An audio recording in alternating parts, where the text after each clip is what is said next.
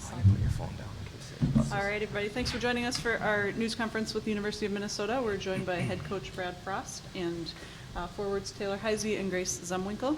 We'll start off with an opening statement from Coach Frost and then take questions for the student athletes.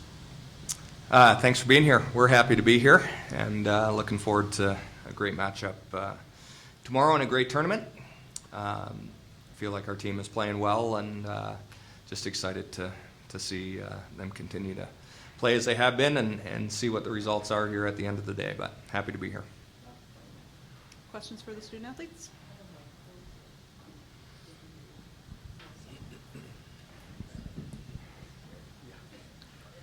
Taylor Todd Molesky from the Wisconsin State Journal. Can you just kind of sum up what the border battle means to players? You've been through a lot of them, obviously. It always seems to be a close kind of tight game. Just sum it up for us. Yeah, I mean, it's two really good teams battling head-to-head. Like, I've been here for 5 years, and we play them about 3 sets a year, so you add that up, it's a lot of games, but it's honestly the most fun. We know a lot of them, and it's like kind of an in-state rivalry. A lot of people want to go to Minnesota, a lot of people want to go to Wisconsin.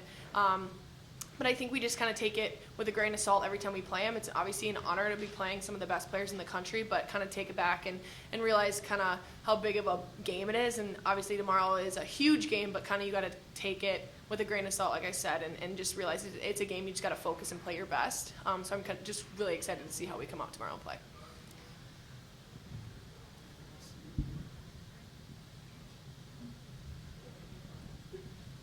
Nicole Hazy, USCHO.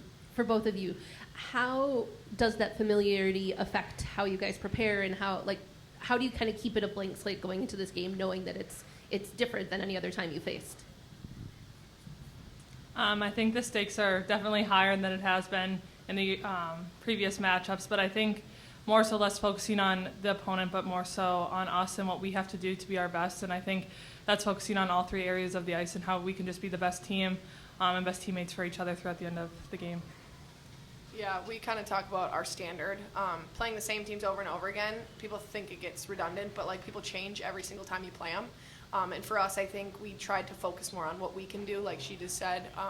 Like I said, it's a huge game, and whoever's going to get up for it and be less nervous, I think, is going to come out on top. Hopefully it's going to be us. But like I said, I'm really excited to see how even like our younger players come out tomorrow and play, because obviously it's a big stage, but like it's so exciting. It's such a big game to play in, and I know big players come out in big games, so I'm hoping everyone on our team tends to do that. So.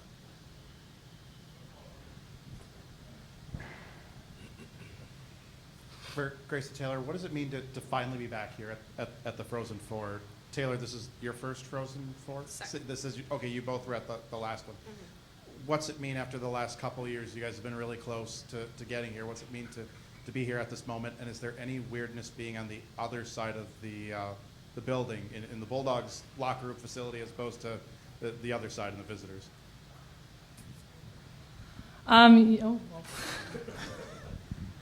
I think it's very special for this group to come after a bit of a hiatus, but I think less so about stressing out and getting overworked by it, is just enjoying the process and the season we've had up until this point. And I think we all are at our best and we're just enjoying it. And so I think it's easy to lose sight of it, especially in these big games. But I think that's just something that we're reiterating to teammates and the team as a whole, is to just not lose sight of what we've done to get to this point. Yeah, I think she says hiatus. I would say disappointment.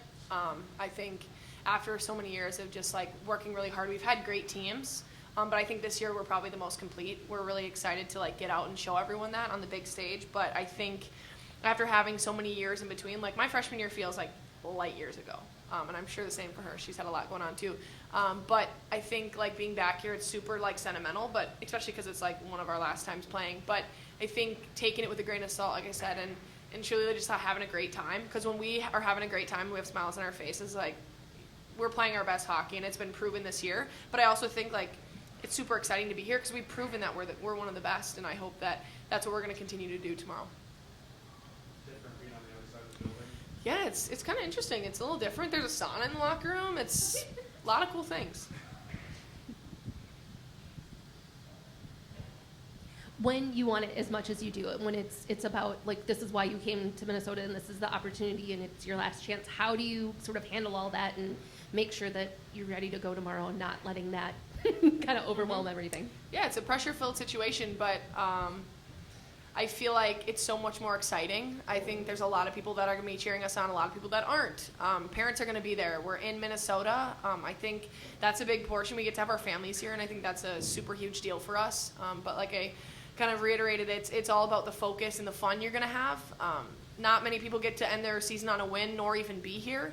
So being the one of 4 teams that isn't done and it doesn't have their careers being over, because there are going to be people with careers being done at the end of this weekend. But I think we're going to take it and kind of run with it. I'm really excited for this group, and that was like our obviously last practice before tomorrow, and it was big for us. We had really good energy, and just excited to be playing tomorrow. Can you tell the story of the season, maybe what team you were at the start of the season versus the team that ended up beating Wisconsin finals?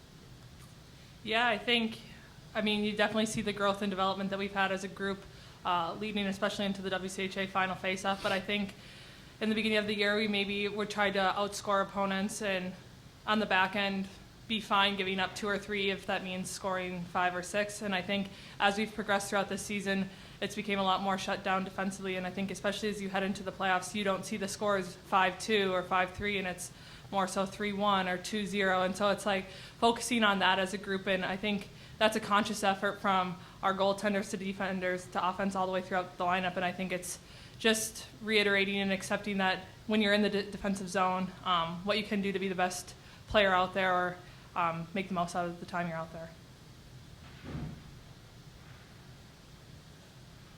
Anything else for the student athletes? All right. Thanks, Grace. Thanks, Taylor. Thank you. Questions for Coach Frost?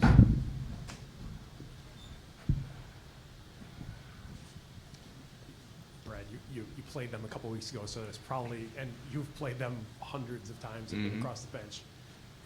Is there a lot you have to do when you've played them that recently? Is it just kind of reminding of tendencies and things like that? Can you go through how you prepare for playing a team you just played? Yeah, I think it's more tendencies, and we watch a little bit of video as coaches, and then pass that on. Sometimes we'll show some video, sometimes we won't.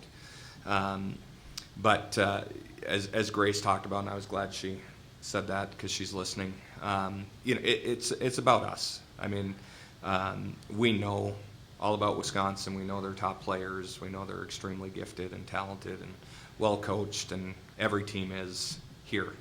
And so our focus is not necessarily on what they do, but what we need to do to be at our best and to try and shut them down, but also to generate offense as well. So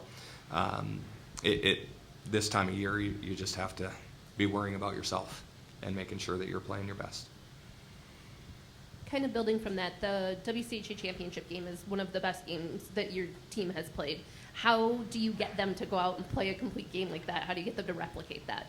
Well, I think the good news is we've been playing this way for about a month, really from the playoffs against St. Thomas there, into the final face-off, 2 really complete hockey games, and then obviously last weekend against a very good Duluth team, being able to shut them out and win that game. And so, again, it's just when the players have that confidence, they believe in what we're doing, they believe in the things that we're teaching them, and then they execute.